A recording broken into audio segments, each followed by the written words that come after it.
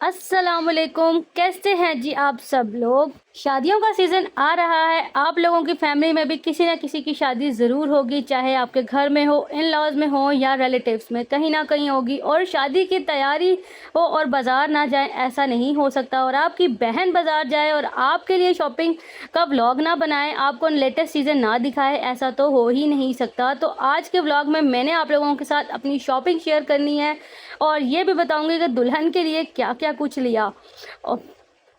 और इससे पहले अगर आप लोग मेरे चैनल पर न्यू हैं तो मेरे चैनल को ज़रूर सब्सक्राइब कर दीजिएगा, बेल नोटिफिकेशन को ऑन कर दीजिएगा। Welcome back to my YouTube channel and welcome back to another vlog. आज का व्लॉग मैं एक पीआर अनबॉक्सिंग से स्टार्ट कर रही हूँ।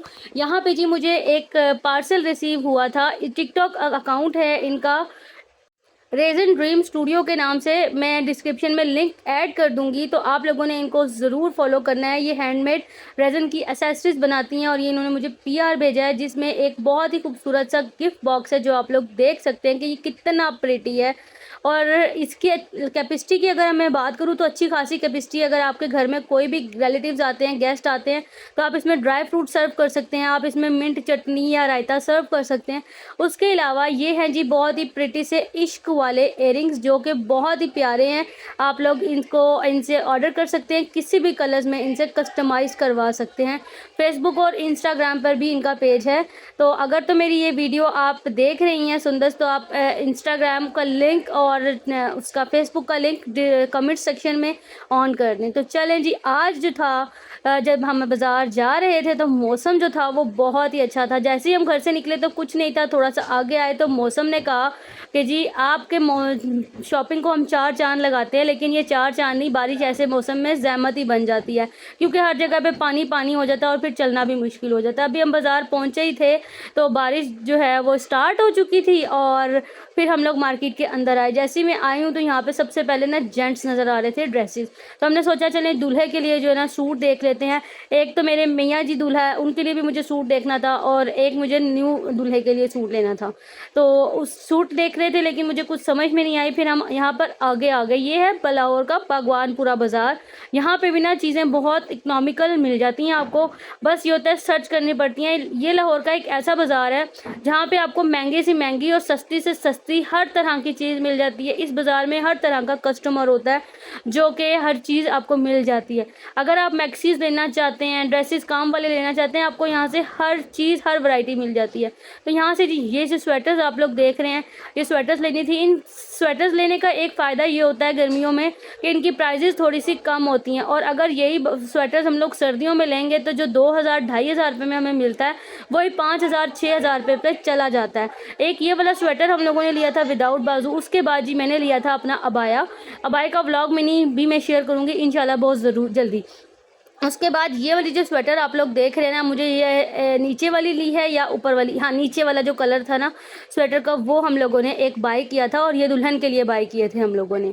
उसके अलावा जी यहाँ पे देख रही थी मैं कोई ड्रेसेस जो कि लेने थे मुझे अपनी दुल्हन के लिए। तो लेकिन ड्रेसेस मुझे कुछ ख़ास समझ नहीं आए, तो फिर मैंने सोचा चले मैं अपने ड्रेस के साथ दुपट्टा मुझे एक लेना था ब्लैक कलर का। तो काफ़ी सारे दुपट्टे मैंने देखे थे, लेकिन मुझे कुछ दुपट्टे जो थे ना वो कोई ख़ास समझ नहीं आ रहा था कि किस तरह का होना चाहिए। तो ये दुपट्टा भी मैं देख रही थी और जो दुपट्टा मुझे समझ में आ रहा था उसकी प्राइस मुझे समझ नहीं आ रही थी, और जो प्राइस समझ आ रही थी तो दुपट्टा समझ में नहीं आ रहा था। तो खैर काफ़ी सारे दुपट्टे मैंने देखे थे और फिर फाइनली ये जो अभी आप दुपट्टा देख रहे हैं ना, इसके ऊपर सीक्वेंस का काम था। असल में इन दुकानों पे ना लाइट्स आजकल इन्होंने लोड उसकी बिजली की वजह से ना लाइट्स बहुत कम की होती हैं, मतलब पूरी दुकान में एक बल्ब जल रहा था, तो इसकी वजह से वीडियो को इतनी अच्छी खास नहीं बन सकी। तो यहाँ पे जी ये अच्छे जो है मैंने देखे थे दुपट्टे, और फिर मुझे लेनी थी अपने गरारे के साथ एक अच्छी सी शर्ट। तो यहाँ पे मैं काफ़ी सारी शर्ट्स देख रही थी, बट मुझे कोई अच्छी सी शर्ट समझ ही नहीं आ रही थी।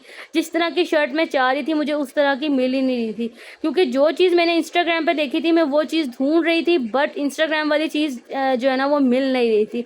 वो फिर खैर मुझे एक आगे जाके एक शॉप पर मिल गई थी, मैं अभी आपको दिखाती हूँ। उसके बाद यहाँ पे एक क्रश आया हुआ था, क्रश का बहुत अच्छा फैब्रिक था और इसकी जो प्राइस थी वो भी काफ़ी रीज़नेबल थी। उसके अलावा जी यहाँ पे ये मिरर शॉल्स थी और ये जो दुपट्टे थे मिरर्स के, और यहाँ पे ये इस शॉल पे मैं जब आई हूँ ना तो इनके पास ये बहुत ही खूबसूरत काम वाले ड्रेसेस थे, जिस तरह के काशिश के ड्रेसेस आप लोग देखते हैं ना उस तरह के। अच्छा, ये मेरा जो था ना गरारा था, नीचे जो अभी ग्रीन नज़र आ रहा है आपको, इसके साथ लेनी थी मुझे शर्ट। इस शर्ट ने मुझे पूरा बाजार घुमाया क्योंकि मेरे गरारे के साथ का सेम कलर मिल ही नहीं रहा था और कंट्रास्ट पे मैं जाना नहीं चाह रही थी, शर्ट मुझे प्लेन ही चाहिए थी। तो खैर मुझे ये वाली जो शर्ट थी ना ये मुझे बहुत पसंद आई क्योंकि इस शर्ट के साथ ना बहुत ही खूबसूरत इसके ऊपर काम हुआ था, कटवर्क था, इसका नीचे बॉर्डर बना हुआ और ऊपर सारा तिल्ले का, जरी का, पर्ल्स का और बहुत ही प्यारा सा काम हुआ था। तो फिर मैंने कहा ले लूँ। अच्छा, इसमें ना बहुत सारे कलर्स थे, मुझे सारे कलर्स ही बहुत प्यारे लग रहे थे, हर कलर का अलग से डिज़ाइन था और अलग ही लुक निकल कर आ रहा था। उसके बाद जी यहाँ पे अगेन मैं शरारे चेक कर रही थी, मुझे शरारा एक बनाना था तो मैंने सोचा कि मैं यहाँ से क्रश का लेती हूँ, लेकिन फिर मैंने सोचा कि क्रश का शरारा पता नहीं पहना हुआ कैसा लगेगा कैसा नहीं लगेगा। उसके बाद जी यहाँ पे मैं आई हूँ शॉप पे, अबाया वाली शॉप पर, तो कि मैंने अबाया लेना था। फिर मैंने एक अबाया लिया, पहले तो मैंने ये काफ्तान वाला ग्रीन वाला अबाया लिया था, लेकिन फिर मैंने उसको वापस चेंज करवा के बटन्स वाला ले लिया कि इसको पहनने में मुझे मुश्किल हो रही थी। शॉपिंग कर करके हम लोग थक चुके थे, फिर हमने कहा चलें जी पहले पेट पूजा थे फिर कम दूजा। उसके बाद जी यहाँ पर हम लोग आगे आते हैं तो यहाँ पर ज्वेलरी शॉप मुझे नज़र आई थी, इनके पास बहुत अच्छी वैरायटी थी ज्वेलरी की, लेकिन बहुत एक्सपेंसिव थी। मुझे नहीं समझ आता, जैसे आप लोगों को पता ही है मेरा अपना ब्रांड है, मुझे लोग आकर कहते हैं जी आप महंगी ज्वेलरी दे रही हैं, लेकिन बाज़ार में तो जो चीज़ मुझे पसंद आ रही थी, शायद मेरी पसंद ही इस तरह की है कि वो बहुत एक्सपेंसिव थी। जो सेट मैं पसंद करूँ वो 7,000, 7,500, 8,000 इस तरह से सेट्स थे। मैंने कहा नहीं भाई, अब एक फंक्शन के लिए मैं इतना ज़्यादा तो इन्वेस्ट नहीं करूँगी, मैं कोशिश करूँगी कि मैं ड्रेसेस खुद ही के साथ ज्वेलरी खुद ही बनाऊँ। उसके बाद जी यहाँ पर हम आ गए $1 शॉप पे, क्योंकि बाज़ार आए और $1 शॉप पे ना जाएँ ऐसा नहीं हो सकता। मुझे चाहिए थी 2 ट्रेज़ और ये ट्रेज़ जो थी ना ये वाली मुझे मार्बल वाली बहुत पसंद आई। ये 250 रुपीज़ की एक ट्रे थी और इससे बड़े वाली जो थी वो 450 रुपीज़ की थी और उससे बड़ी 650 की थी। ये वाली ट्रे जो थी मैंने ले ली थी और ये नीचे पिंक वाली भी मुझे बहुत पसंद आ रही थी।